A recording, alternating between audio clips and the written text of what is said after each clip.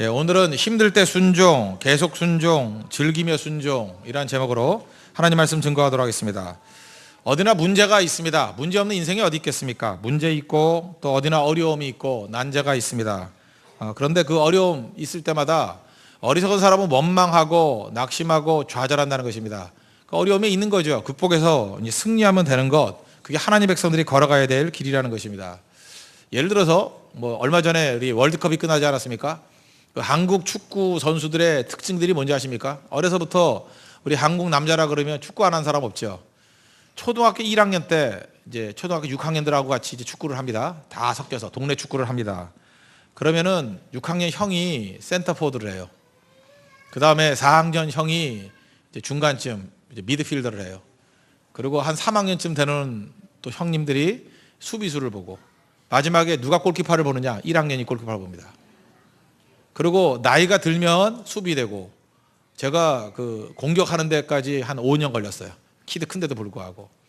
그러다 보니까 우리는 축구 실력과는 관계없습니다. 얼마나 고학년이냐 아니면 선배냐 후배냐, 그거 갖고 포지션이 다 결정이 됐습니다.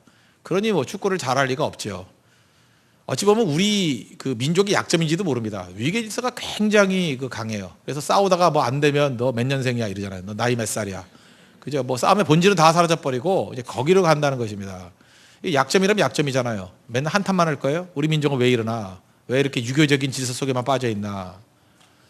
여기서 강점을 발견한 사람이 있죠. 옛날에 그 외국 감독이었던 사람, 히딩크라는 사람. 와서 보니까 한국 축구 선수 되게 이상하더라는 거예요.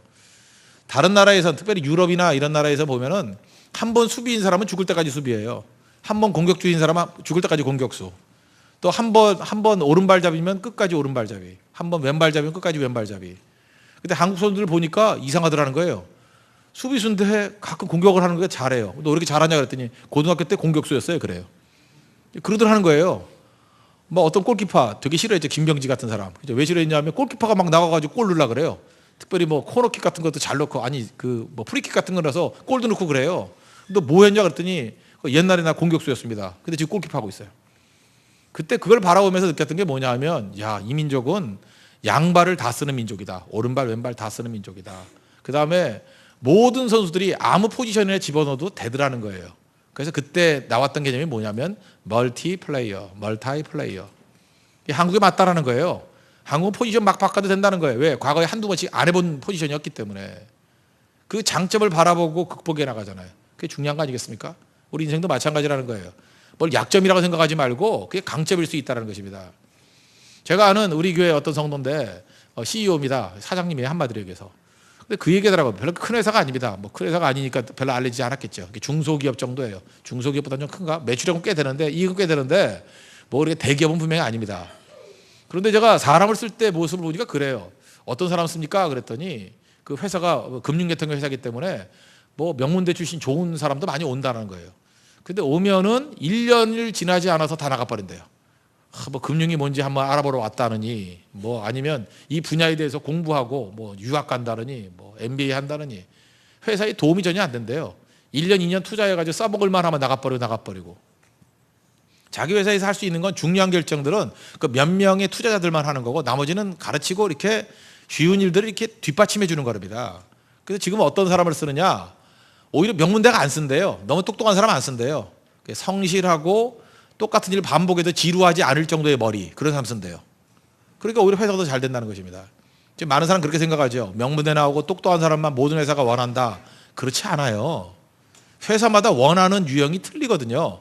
그런 사람 쓴다는 거예요. 그러니까 사람마다, 우리는 지금 다 낙심하고 좌절하는 이유가 뭐냐면, 나는 1등이 못 되기 때문에 안 된다고 생각하는데 아니에요. 1등 원하는 사람도 있지만 1등 원하지 않는데 되게 많아요. 오히려 5등 원하고 10등 원하는데 굉장히 많다고요. 근데 그걸 모르잖아요. 그러니까 밤낮 낙심하는 거죠. 좌절하고 낙심하고. 여러분들 인간관계 한번 맺어보시죠. 똑똑하고 차디찬 율법주의자 좋던가요? 같이 있으면 밥맛이 없지. 오히려 이렇게 보면 편안한 사람이 좋죠. 전혀 긴장감 없고. 그죠?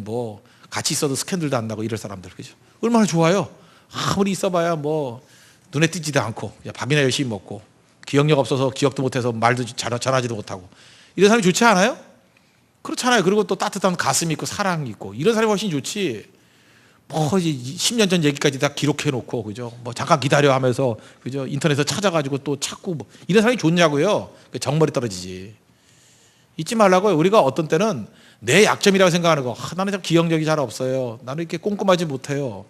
그래서 그게 매력인 사람도 되게 많아요. 그런 사람 그렇게 쓰임 받은 것도 많이 있다고요. 그러니까 있는 사람들을 보고 그걸 어떻게 활용하느냐.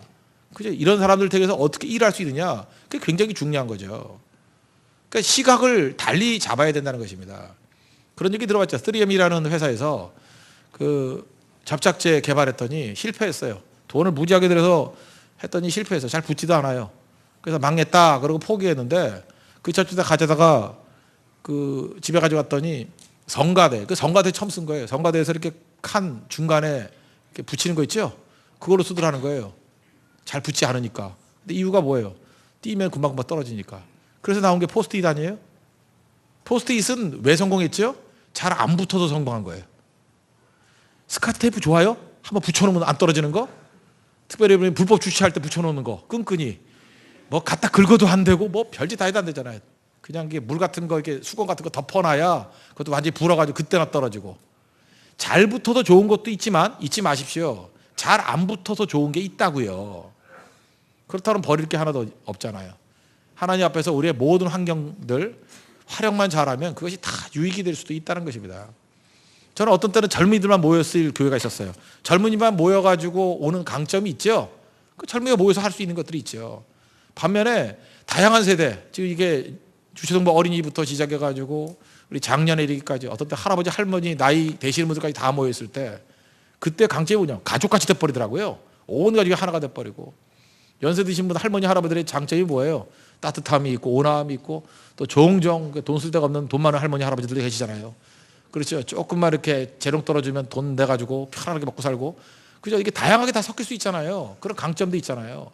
지금 우리 가족들이 다 깨져가지고 외롭다 그러는데 굉장히 따뜻함들이 거기서 나올 수도 있다는 것입니다. 그러므로 무조건 나쁘다고 생각하지 말고 특성을 파악해야 돼요. 우리 팀의 특성, 우리 교회의 특성, 내가 지금 연계된 교회의 특성, 그걸 바라보고 여기에 강점이 무엇일까? 이걸 어떻게 하나님께 쓰시기를 원하시는가? 잘 모르면 기도하십시오. 지혜를 달라고. 하나님께 지혜를 주신다는 거예요. 그래서 어리석은 사람은 원망하고 좌절하고 낙심하지만 지혜로운 사람은 그걸 그대로 받아들이고 하나님의 지혜를 구해서 해결해 나가는 종들이 된다는 것입니다. 그 자세를 뭐라 그러냐? 순종이라, 순종. 아무리 어렵다 할지라도 하나님의 뜻을 이루는 일에 내가 순종할 수 있다는 거죠. 어디서나 하나님의 뜻은 이루어진다는 거. 그게 순종적인 자세라는 것입니다. 그러면 순종할 때 가져야 될 자세가 무엇인가? 그러면 세 가지예요. 힘들 때 순종하라는 거고, 계속 순종하라는 거고, 그 다음에 즐거이 순종하라. 오늘 다윗을 찾아서 왕으로 기름 붓는 장면을 통해서 이것을 깨달을 수 있다는 것입니다. 먼저 사울 왕이 이스라엘의 초대 왕인데 사울이 버림받았던 이유가 무엇입니까? 1절 2절 보니까 하나님께서 사울을 패하고 다윗을 세우는 그런 과정이 나오지 않습니까? 그러면 사울을 왜 패해버렸어요? 왜 쫓아내버렸습니까? 이유가 뭐예요? 사울이 처음에는 하나님께 순종했다고요. 그런데 언제 순종을 포기했느냐? 힘들 때. 우리도 인생이 힘들 때 있지 않습니까? 한번 생각해 보세요. 평탄할 때 순종 못할 사람이 누가 있어요? 안락하고 평탄하고 뭐 시간 남고 뭐 힘이 남아 돌고 이럴 때는 뭐 취미생활도 하잖아요. 그것까지 그 순종이라는 취미생활 못할 사람이 누가 있냐고요. 근데 힘들 때가 오잖아요. 힘들 때 순종할 수 있느냐, 이게 중요한 거죠. 또 다른 말로 하면 부득이할 때, 어떤 때는 절박할 때. 그 사무엘상 13장에 보면 샘플로 하나가 나오지 않습니까? 원래 이스라엘의 초대 왕 사울이 됐을 때는 상비군이 없었습니다. 상비군이라는 게 뭐예요? 항상 군대로 돼 있는 거. 좀 선풍기 좀 내리세요. 필요 없는데 그거 잠깐만 켜놓네. 상비군이 없었거든요. 그래서 사울이 왕이 되고 난 다음에 최초로 3,000명의 상비군을 조직합니다. 3,000명. 얼마 되지도 않죠. 그래서 2,000명은 자기가 거느리고 1,000명은 자기 아들 요나단에게 맡겨요. 근데 그 아들이 피가 끓잖아요. 1,000명 데리고 있다가 가만히 있을 수 없어가지고 기습 공격을 해요. 기습 공격을 해가지고 블레셋을 갖다 다 뒤집어 놓습니다. 여기까지는 대승리죠. 대개 기습 공격하면 승리합니다. 근데 기습 공격하고 난 다음에 블레셋이 가만히 있습니까? 누가 잠자는 사자의 코털을 건드려, 그리고 대거 공격을 했다고요. 근데 그걸 다 합쳐보면은 10만 명 정도 되는 군사력을 가지고 공격을 했어요. 즉 이스라엘의 상비군이 몇 명이라고요? 3,000명. 즉 공격을 몇 명이에요? 10만 명. 게임이 돼야 안 돼요. 게임이 안 되죠. 부들부들 떨고 있죠.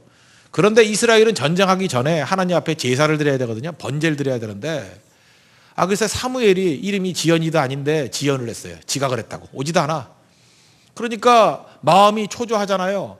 그 다음 백성들은 어떤 일이 벌어지느냐. 백성들이 막 혼비백산해가지고 도망치는 사람이 있고 막 도망쳐요. 막 4분의 1 돼버리고 또 몇몇 사람들은 숨어 있고 그죠? 굴 같은 데 숨어 있고 뭐 숨바꼭질 하나 숨어 있고 또 남아있는 사람조차도 사울과 함께 부들부들 떨고 있더라고요. 세 종류 사람이 있었어요.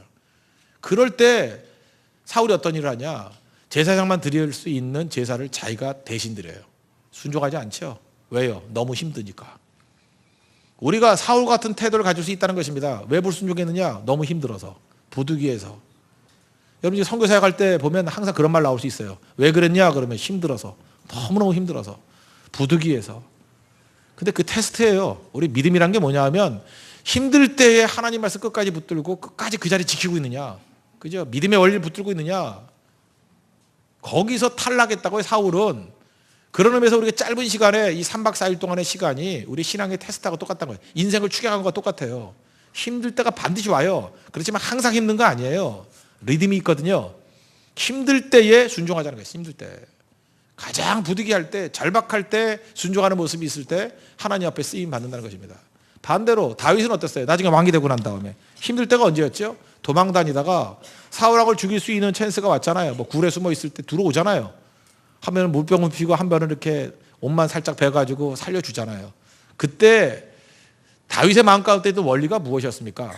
여호와 하나님께서 기름 부으신 종은 내가 손대는 게 아니다. 심판은 누구에게 있어요? 하나님께 있다. 그럴 때 그거 모르는 척하고 그냥 죽여버릴 수도 있잖아요. 그런데 그때 순종하죠. 너무 좋은 찬스일 때, 너무 좋은 기회일 때, 너무 다시는 오지 않을 것 같은 그런 그 유혹이 있을 때, 그때도 사실 힘들 때 아니에요? 그 참기 힘들잖아요. 유혹이기 때문에. 근데 그 힘들 때 순종하죠. 그래서 하나님 앞에 인정받았다는 것입니다. 그래서 이렇게 생각하면 돼요. 우리 공식으로 외워야 되는데 인생 살다 보면 분명히 힘들 때가 와요. 힘들 때는 힘들 때 제일 힘든 게 뭐예요? 힘들 때니까 순종이 힘들어. 이때 하나님께서 원하시는 게 뭐라고요? 순종이야. 힘들 때 순종하십시오. 가장 힘들 때, 몸이 지쳤을 때 순종하십시오. 유혹이 많을 때 순종하십시오. 그게 힘들 때거든요. 힘들 때 순종하면 다윗 되고 힘들 때 불순종하면 사울 된다는 것입니다. 여러분 옆 사람 인사합시다. 힘들 때 순종하는 다윗 됩시다. 그러면 언제나 흔들리지 않는 우리 하나님의 거룩한 우리 백성이 될 것입니다. 이거 뭐 성경에 도처에 나와요. 이걸 모르죠. 힘들 때라는 것을 성경은 뭐라 그러냐면 시험의 때 그렇게 얘기한다고요. 아브라함의 예를 하나만 더 든다 그러면 아브라함 뭐 보통 때 신앙생활하는 게 뭐 힘들어요. 믿음의 조상이고 뭐 힘들지 않잖아요. 근데 언제가 힘들었냐면 하나님이 아들 준다는 약속을 줬어요. 그런데 마음 가운데 한 10년쯤 기다리면 되겠지. 75세에 약속을 받았거든요. 근데 85세 되니까 10년쯤 지났는데도 아들이 없어요. 그러니까 너무 힘드니까 어떻게 해요? 자기는 가만히 있었어요. 원래 남자는 가만히 있습니다. 근데 옆에 있던 아내 사레가 와가지고 뭐 아들 안 주면 이런 식으로 하면 어떠냐. 내 종 하갈이 있는데 내 종을 첩으로 줄 테니까 첩을 통해서 아들 나오면 내가 입양해가지고 내 아들 같이 하면 되는 거 아니냐. 편법을 썼습니다. 편법을. 얻었어요? 못 얻었어요? 얻긴 얻었어요. 이스마엘 얻었다고요. 근데 그것 때문에 어떤 일이 벌어지냐. 그거 제안을 누가 했어요? 사레가 했는데 나중에 그 여종으로부터 핍박당하고 자기 무덤 자기가 판 거죠. 그러고 난 다음에 가정에 불화가 일어나고 지금도 뭐 이스라엘과 아랍의 전쟁의 뿌리가 되지 않습니까? 이스마엘의 후손과 이삭의 후손 싸움 벌어지죠. 왜 이런 일이 벌어졌어요? 아브라함조차도요 힘들 때 순종하는 게 쉽지 않았다고요. 힘들 때 순종하지 않으면 그것 때문에 두고두고 그죠? 역사를 두고두고 계속해서 어려움 당하게 된다고요. 신앙이란 건 뭐냐? 언제나 테스트가 오는데 시험이 오는데 힘들 때 순종하자. 팀장들 잊지 마십시오. 앞에 있는 팀장들 힘들 때가 옵니다. 힘들 때 뭐 해야 돼요? 순종하는 거예요. 힘들 때 그냥 편법을 해가지고 그냥 세상이 하는 방식들 편한 방식들 그렇게 가면 그것 때문에 오는 데미지는 어마어마하다는 것입니다. 힘들 때 순종하는 믿음의 종 되기를 바랍니다. 두 번째는 계속해서 순종하라는 것입니다.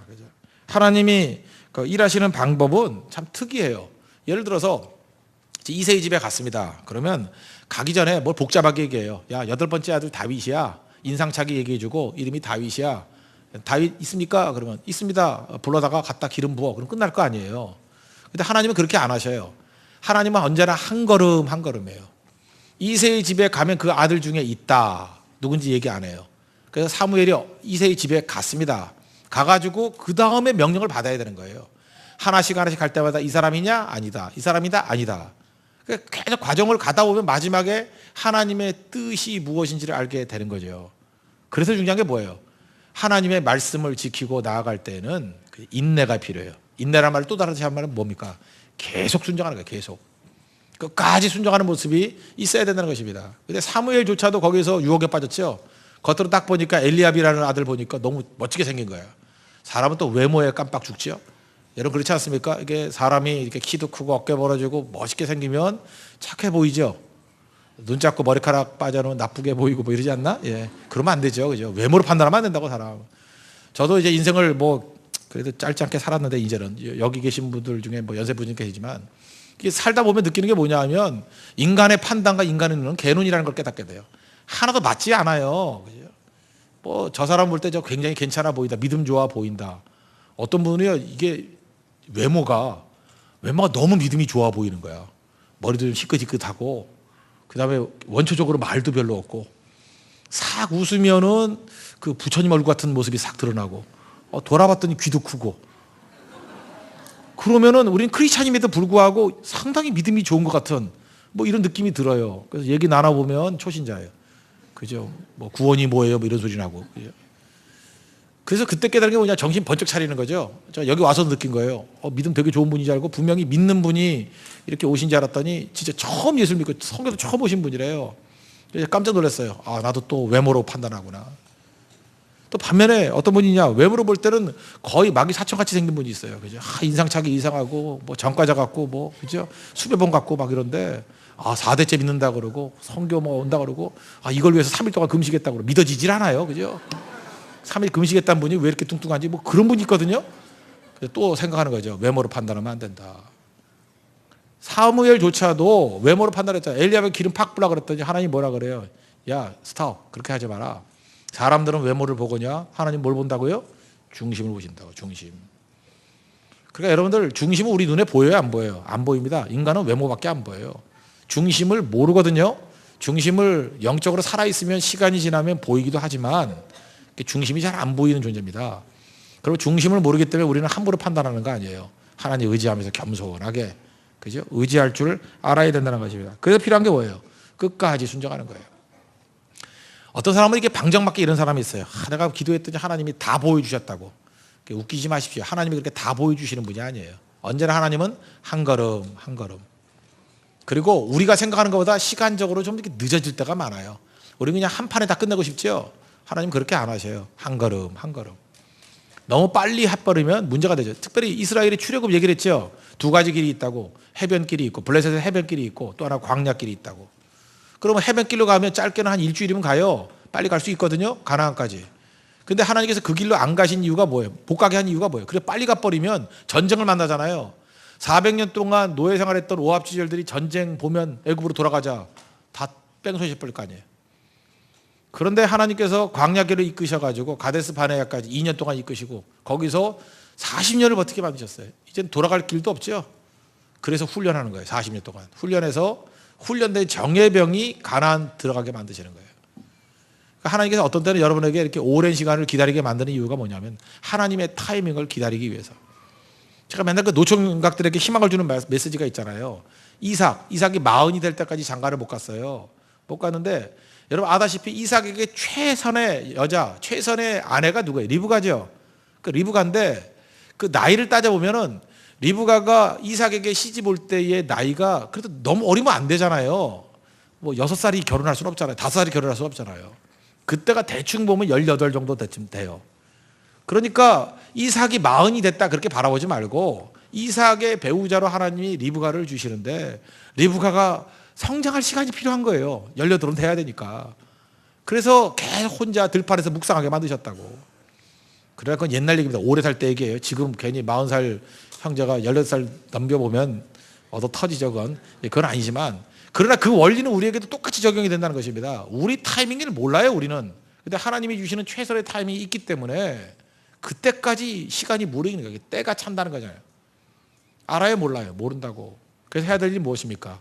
계속 순종하는 거. 일단 이거예요. 이 길이 하나님의 길이 맞다. 이게 플러스다. 그럼 그 다음 할 일은 뭐냐면 계속하는 거예요. 계속하는 거. 반드시 승리합니다. 반드시. 우리 고성선교 이게 올바른 길이죠? 그럼 계속해요. 그럼 이게 계속해서 이렇게 그 산술적으로 이게 더하기식으로 증가하는 게 아니고 어느 순간 기하급수적으로 확 뛸 때가 있어요. 그게 하나님의 부흥기예요. 반드시 있어요, 그때가. 그게 언제냐? 못 맞춰요.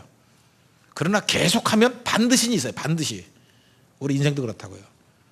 순종에서 배워야 될 건 뭐냐 하면, 그죠? 힘들 때 순종한다. 두 번째는 계속 순종한다. 계속이 얼마나 힘든지 사무엘도 계속하기 힘들었죠. 흔들렸고. 아브라함도 계속하기 힘들었어요. 흔들렸다고. 이게 쉽지 않아요. 그러나 끝까지 순종할 때 그때 능력의 역사가 나타나기 시작한다는 것입니다. 그래서 여러분들도 이번 선교를 통해서 그저 이렇게 일희일비하지 말고 하나님 말씀 증거하는 것이 올바르다 그러면 계속 증거할 수 있는 하나님의 거룩한 종 되기를 바랍니다. 그리고 세 번째 자세는 무엇이냐? 이게 즐겁게 순종해야 된다는 것입니다. 한번 6절 보십시오. 엘리압을 보고 마음에 이르되 여호와의 기름 부으심을 부으실 자가 과연 주 앞에 있도다 하였더니 이 사람이 왕이 될 사람이다. 7절 보세요. 여호와께서 사무엘에게 이르시되 그의 용모와 키를 보지 말라. 내가 이미 그를 버렸더라. 내가 보는 것은 사람과 같지 아니하니 사람은 외모를 보거니와 나 여호와는 중심을 보느니라. 이 중심을 본다 그럴 때 중심을 보니까 중심이 하나님을 향한 사람이 누구라는 거예요? 다윗이라는 거죠. 마지막 8번째 아들 다윗에게 기름 부었기 때문에. 다윗이 왜 하나님 앞에서 이렇게 중심이 인정받는 존재다 그랬나? 다윗 보면요, 범죄도 많이 했어요. 다윗 뭐 넘어질 때도 있었고 원망 좌절도 했었고 어떤 때는 그죠, 뭐 간음도 했었고 뭐 교만도 했었고 또 어떤 때는 살인도 했었고 뭐 이렇게 뭐 똑같은 인간이었어요. 그런데 다윗이 하나님 마음에 합한 사람이라고 이야기했던 이유는 뭐냐? 다윗은요, 전생의 가운데 언제나 하나님을 마음에 두고 있었어요. 이게 어폐가 있는지 모르지만 심지어 죄를 지을 때도 하나님을 생각하면서 죄를 져요. 그런 사람이 있어요. 다시 말해서 하나님이 좋은 거예요. 하나님을 항상 의식하고 있는 거라고. 한번 생각해 보세요. 다윗이 범죄하고 난 다음에 나단 선지자가 와가지고 이렇게 예를 듭니다. 뭐 양 99마리가 있는데 한 마리는 뺏어가지고 먹었습니다. 그랬더니 그럼 잡아 죽여야 돼. 그랬더니 당신이 바로 그 사람이야. 그럴 때 생각도 안 하고 무릎 꿇잖아요. 내가 그 죄인입니다. 그 얘기는 무슨 얘기예요? 표현을 하지 않았지만 그의 마음 가운데는 항상 그런 죄의식이 있었다는 거예요. 하나님 앞에 죄송한 마음, 범죄의식. 그냥 단방에 깨져버리는 거죠. 그런 머릿속에 범죄하고 넘어지고 있더라도 기쁠 때도 하나님 생각하고 슬플 때도 하나님 생각하고 순종할 때도 하나님 생각하고 불순종할 때도 하나님에 대한 의식이 사라지지 않았어요. 그게 중심이에요. 중심이 살아있는 사람은요, 그 율법주의자들이 이해를 못해요. 제가 죄만 짓는데 저게 뭐냐? 아니에요. 죄 짓는데도 주님 바라보는 사람이 있어요. 이런 거 있죠. 집 나간 아들인데 집은 나가 있고 방탕하게 살지만 항상 부모님을 생각하는 아들이 있는 반면에 집안엔 같이 살아요. 한 번도 부모 생각도 안 해. 맨날 딴 데 정신 팔려 있고. 그러면 우리가 볼 때는 행동으로 볼 땐 집안의 탕자가 더 나은 것 같이 보이죠. 그러니까 집 떠나가 있는 탕자가 아버지 생각하잖아요. 그게 하나님 앞에서 귀할 수도 있다는 것입니다. 그래서 중요한 건 이건 뭐냐면 즐거이 하나님 앞에 순종한다는 건 뭐냐면 하나님을 좋아하는 사람 되십시오. 이게 사실 억지로 되는 건 아닌데 하나님을 좋아하는 사람이 최고예요. 우리는 이렇게 생각하죠. 내가 행동을 잘하면 하나님 기뻐하신다. 그거 아니에요. 하나님이 좋아하는 사람, 하나님을 좋아하는 사람. 다윗은 하나님을 진짜 좋아했어요. 얼마나 좋아했는지 막 언약궤가 예루살렘에 들어오니까 춤을 추고 막 바지가 내려가는 것도 모르고 정말 하나님 좋아하는 사람 같지 않아요? 여러분들 보면 여러분 누가 제일 좋아요? 뭐 선물 주고 여러분을 깍듯하게 해주고 예의 바르고 그런 사람이 좋아요? 곰곰이 생각해봐요. 나를 좋아하는 사람을 좋아하지. 안 그래요? 난 그 사람이 너무 좋아요. 왜? 나를 좋아해 주거든. 좋아해 주면 얼마나 기쁜지 아십니까? 그게 영광이에요, 영광. 하나님께 예배드린다는 게 뭔데요? 나는 하나님이 좋아요. 이런 겁니다. 뭐 예를 들어 주일 저녁에 예배 드릴 때 그냥 뭐 이렇게 눈치 봐가지고 예배 드린 척 하다가 그냥 도망치는 사람. 그때 느끼는 바가 뭐냐 하면 하나님이 얼마나 싫으면 저렇게 개 끌려가듯이 끌려다니나? 그런 사람이 있는 반면에 하나님이 너무너무 좋아가지고 급한 일이 있어 집에 갔다가 다시 뛰어와요. 주님이 너무 그립고 좋아가지고 마지막에도 끼고 싶어서 왔다고. 쇼가 아니라 진심의 진심. 그게 하나님 앞에서 기뻐하는 모습이라고요. 우리 웨스트민스터 신앙 고백 가운데 그런 게 있죠. 사람이 제일 되는 목적이 뭐냐? 그럴 때 하나님을 영화롭게 하는 거. 영화롭게 하는 거. 그 신앙, 그게 사람 만드신 목적이에요. 하나님 영화롭게 하는 예배. 또 하나가 뭐예요? 그를 영원토록 즐거워하는 것. 그래서 신앙인을 만들 때 뭐냐면 하나님을 영화롭게 하는 신앙인, 또 하나가 뭐냐면 하나님을 즐거워하는 사람. 막 즐거워하는 사람. 저는 여러분들이 이 선교를 좀 즐거워하는 사람이 되었으면 좋겠어요. 하나님 너무 기뻐하니까 이게 기쁜 거예요. 너무 즐거운 거예요. 그죠? 즐거워하는 사람. 사랑해 보셨어요? 지금 이 안에도 지금 연애하는 사람들이 좀 있거든요. 그래서 우리끼리 숨어서 자기들은 연애하는 거 안 들키지 않은데 우리는 다 알고 있거든요. 그래서 아까도 만나가지고 얘기를 했어요. 야, 걔네들 둘이 연애하는 거 맞냐 그랬더니 맞다 그러고 우리끼리 정보 다 나눴어요. 예, 나눠가지고 도와주려고. 그래서 기도도 해주고 이제 도와주려. 방해 안 해요. 조금 하지만 그렇게 크게 안 해요. 예, 장난치는 거지 그렇게 크게 안 하는데. 근데 달라진 게 뭐냐 하면요, 지칠 줄을 모른다는 거예요. 지칠 줄을. 언제나 웃음이 떠나지 않고 구신질을 하는데도 얼마나 기쁘게 하는지. 잠 못 자고 하는 일들이 많은데도 불구하고 그저 몸짓 발짓 다 하는데도 불구하고 그의 마음 가운데 즐거움을 이루래요. 그걸 바라보면서 이런 마음이 들더라고요. 야, 우리도 저렇게 연애하는 심정으로 하나님을 섬기면 얼마나 좋을까. 이건 억지로 되는 게 아니죠. 주님을 기뻐하는 마음을 이렇게 주시면 되는 거예요. 왜 다윗이 하나님 마음에 합한 자였습니까? 외모 안 보고 중심 본다는 이유가 뭐예요? 그런 하나님을 즐거워했어요. 그의 최고의 기쁨이 뭐냐? 뭐 재산 많다 그래서 기쁘지 않아요.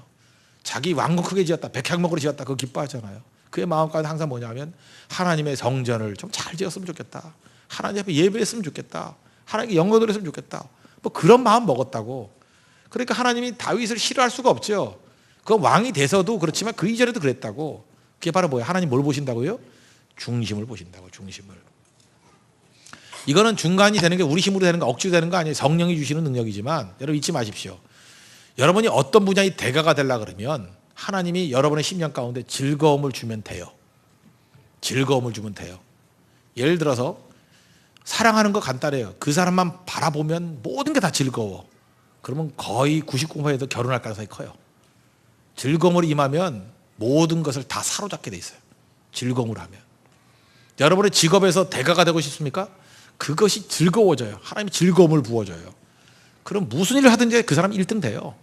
감당할 길이 없어요. 즐거움을 하는 사람은 누가 당해요? 제가 옛날에 그 LA 다저스의 원래 야구 잘해서 박찬호 그 라소다라는 감독이 있었거든요.